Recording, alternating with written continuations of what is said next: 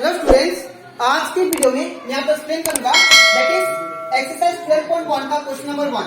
हम लोग class 10 maths का चैप्टर 13 स्टार्ट किए थे that is surface area and volume. इसके पिछले वीडियो में मैंने आप लोगों को चैप्टर 13 का इंट्रोडक्शन पार्ट आप लोगों को डिटेल में एक्सप्लेन किया था, ठीक है।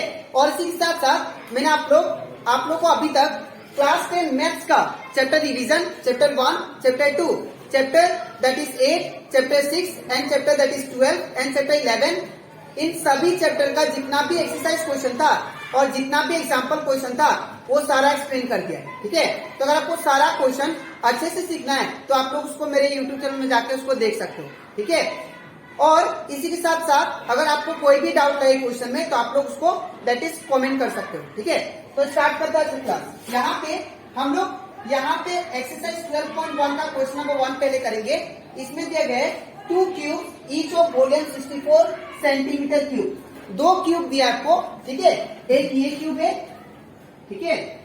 एक सपोज ये आपको क्यूब दे दिया, ठीक है। और आपको ये दूसरा क्यूब दे दिया, ठीक है। और दोनों क्यूब का जो दैट इज यहाँ पे दोनों क्यूब का जो वॉल्यूम है, ठीक है, वो आपको दिया दैट इज 64 सेंटीमीटर क्यूब, ठीक है। तो यहाँ पे वॉल्यूम आपको 64 दिया है, तो यहाँ से हम लोग क्या निकाल सकते हैं, साइड, ठीक है। फिर बाद में इन दोनों को ज्वाइन कर दिया गया है ऐसा कुछ, ठीक है। और ज्वाइन करने के बाद में एंड टू एंड, ठीक है, इसके एंड का ये क्यूब का एंड और ये क्यूब का एंड आपस में ज्वाइन कर दिया। और ज्वाइन करने के बाद में आपसे पूछा जा रहा है कि find the surface area of the resulting cuboid. तो ये जो आपका जब 2 क्यूब को मिलाएंगे एक साथ, ठीक है, तो आपको क्या मिलेगा, दैट इज क्यूबॉइड मिलेगा, ठीक है। क्यूबॉइड मिलेगा। तो ये जो क्यूबॉइड आया इसका सरफेस एरिया आपको निकालना है, ठीक है। कैसे निकालेंगे ध्यान से देखिए। सबसे पहले यहाँ पे ये साइड निकालते हैं, इसका साइड को मान लेते हैं, ठीक है। तो ये भी साइड, हर साइड क्या होगा, सिंस से क्यूब है तो हर साइड क्या होगा, ए होगा, ठीक है। तो यहाँ पे सॉल्यूशन में लिखेंगे let the side of cube be a centimeter, ठीक है। साइड ऑफ क्यूब को क्या मान लेते, बी ए सेंटीमीटर, ठीक है।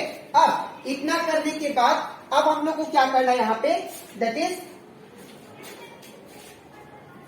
देयरफॉर अब हम लोग को दिया क्या है, दैट इज वॉल्यूम दिया है। तो वॉल्यूम ऑफ क्यूब, तो वॉल्यूम ऑफ क्यूब भी इक्वल टू कितना दिया आपको, 64 सेंटीमीटर क्यूब, ठीक है।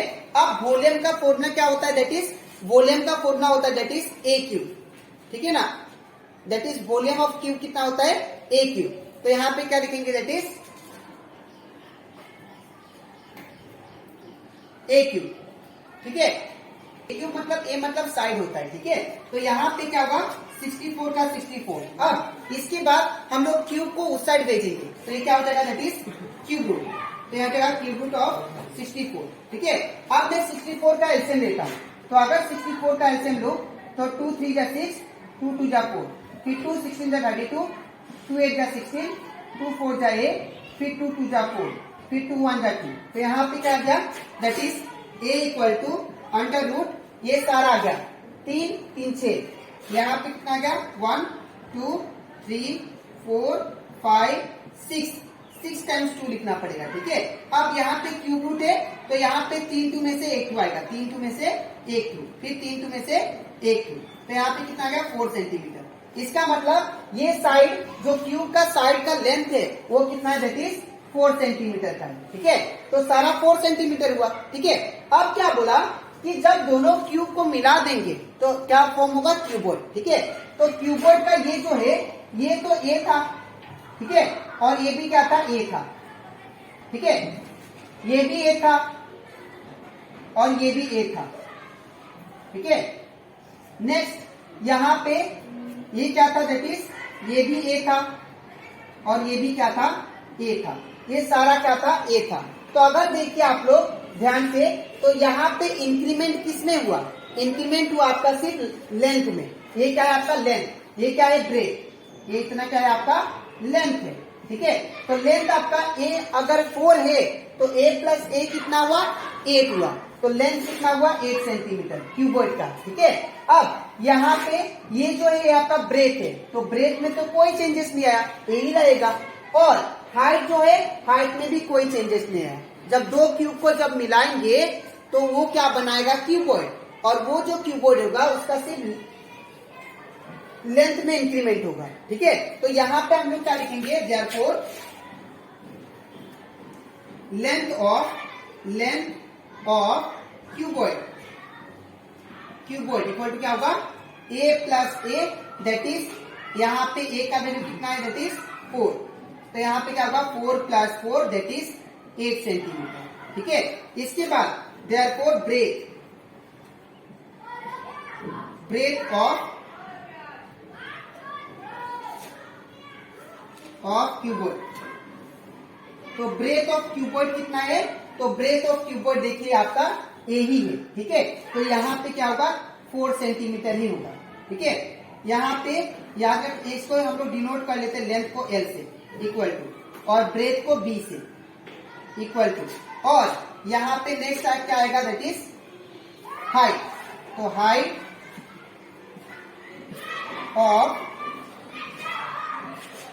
Of cuboid that is H equal to कितना होगा, हाइट भी कितना है, ए है, दैट मीन्स 4 सेंटीमीटर। ठीक है, अब मुझे क्या निकालना है, surface area of the resulting cuboid. ठीक है, तो therefore surface area of resulting cuboid क्या होगा, that is two LB plus BH plus HL।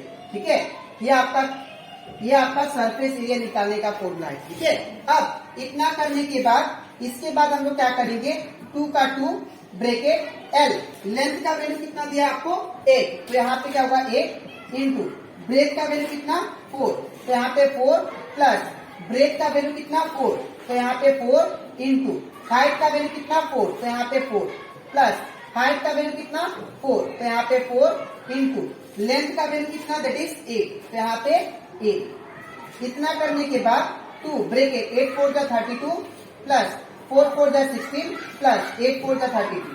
ठीक है, अब इसको प्लस कर लेते हैं हम लोग, तो इसको जब प्लस करेंगे तो ये कितना होगा 32 16 32,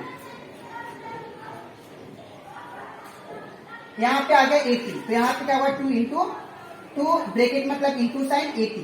ठीक है, और 8 टू का कितना होता है 160, और यहाँ पे सेंटीमीटर है तो यहाँ पे क्या होगा सेंटीमीटर का स्क्वायर, सिंस ये एरिया है। ठीक है, तो that means resulting area cuboid का कितना है 160 सेंटीमीटर स्क्वायर। ठीक है, तो ये कंप्लीट था हमारा एक्सरसाइज 12.1 का क्वेश्चन नंबर 1। तो आई होप आपको ये क्वेश्चन अच्छे से क्लियर हो गया। ठीक है, आपको लिखना कैसे मैं बता देता हूँ, सबसे पहले ये पार्ट और इसके नीचे आपको ये लिखना है। ठीक है, अब इसके नेक्स्ट वीडियो में मैं आप लोगों को एक्सप्लेन करूंगा, दैट इज एक्सरसाइज 12.1 का क्वेश्चन नंबर 2। ठीक है, तो आज के लिए इतना ही, मिलते हैं नेक्स्ट वीडियो में। Thank you.